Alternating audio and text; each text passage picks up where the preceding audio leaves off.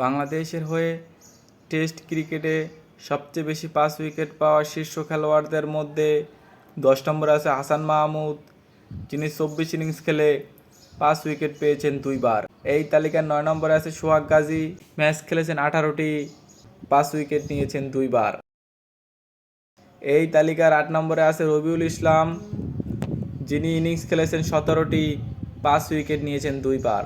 তালিকায় 7 নম্বরে আছেন এনামুল হক জুনিয়র, যিনি ইনিংস খেলেছেন 26টি, 5 উইকেট নিয়েছেন 3 বার। 6 নম্বরে আছে শাহাদাত হোসাইন, যিনি ইনিংস খেলেছেন 60টি, 5 উইকেট নিয়েছেন 4 বার। তালিকার 5 নম্বরে আছে নাইম হোসেন, যিনি ইনিংস খেলেছেন 25টি, 5 উইকেট নিয়েছেন 4 বার। তালিকার 4 নম্বরে আছে মোহাম্মদ রফিক, যিনি ইনিংস খেলেছেন 48টি, 5 উইকেট নিয়েছেন 7 বার। তালিকার 3 নম্বরে আছে মেহেদী হাসান মিরাজ, যিনি ইনিংস খেলেছেন 99টি, 5 উইকেট নিয়েছেন 14 বার। তালিকার 2 নম্বরে আছে তাইজুল ইসলাম, যিনি ইনিংস খেলেছেন 103টি, 5 উইকেট নিয়েছেন 17 বার। তালিকার 1 নম্বরে আছে বিশ্বসেরা অলরাউন্ডার সাকিব আল হাসান, যিনি ইনিংস খেলেছেন 121টি, 5 উইকেট নিয়েছেন 19 বার।